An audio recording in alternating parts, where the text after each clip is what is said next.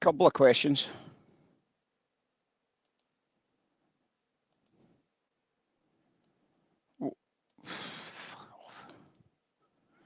What is this? What is that? Well, we don't know. We don't know what that is yet, right? But it might be a 1.0. It might be a 1.0, yeah?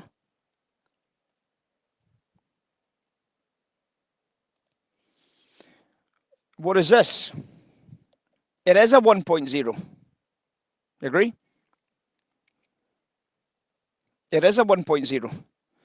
So when I now know that it's a 1.0 and I run into a high price, I start selling into this, right? I start selling into that storyline, eventually getting on a Ninja Trader here. And then we got this, which might be a 1.0. But when it drops back down again, we know for sure it's a sell side 1.0. Buy side top line, 0. And obviously at that stage there, you should have then said, well, it's still definitely a sell. And kept working at sell side only. And there she goes.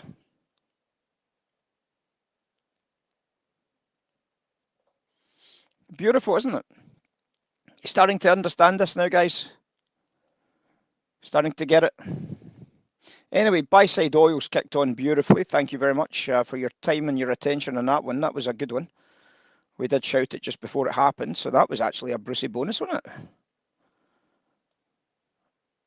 A wee Brucey for anybody that was on board. I like it a little bit. And it's interesting because we switched the trade narrative, didn't we? And this is what we understand about being able to switch the trade narrative. Because if you look at what we were talking about here a short while ago, you'll probably agree with me that in the initial instance, if we go back to this point here, the idea was that we talked about this idea of pricing this 25, right? But with the value still dropping, there was a chance of still selling the 63s, and I closed that one out, as I shouted to you, I closed that one out at 62.90s for just 10 ticks. For just 10 ticks.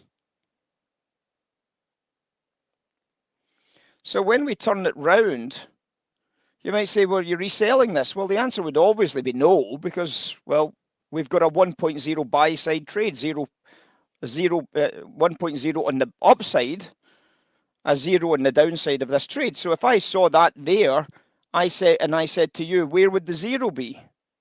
The 0 would be 63 evens. Do you agree with that? The 0 would be anything below 63. So we start looking at this area and saying, well, what if we got a pullback into that area? Well, we went past the 0. This is now looking very strong. I've now got a spring liquidity here as well, and I start saying, there's the trade there. And that was my trade right there. There's my trade opportunity there. That was a buy trade I took. Now, I don't think it's any more than a 1.0 above 63 quarters, right? I don't think it is perhaps any more than a 1.0, but it's certainly not a 0. Certainly not a 0. And what happens? Well, we actually extended the move, didn't we? We actually extended the move. In other words, it stayed at 1.0. Do you agree? It actually stayed at 1.0 until we'd ripped out the 63.50s. And we got a nice opportunity to say, you know what, I'll take 40 ticks profit. I'll take 50 ticks profit off that trade. And you're out. And that's how easy trading's been today. I was saying to the guys in the room this morning, I made a mistake with this sell trade here. We talked about why I made a mistake there, about properly pricing in. And I made a mistake there, and I'm happy to admit that I made a mistake there. I still made 10 ticks profit, but it was a mistake. I should never have been in that trade at that price at that time. It is what it is.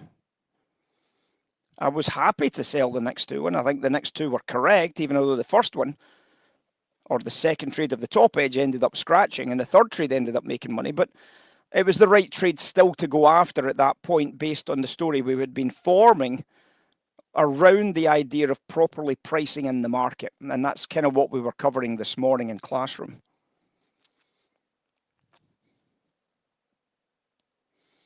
Next up, guys, IV PMIs, gas storage numbers, 4-week bills, coming out at 16:30, and that'll take us to end of day.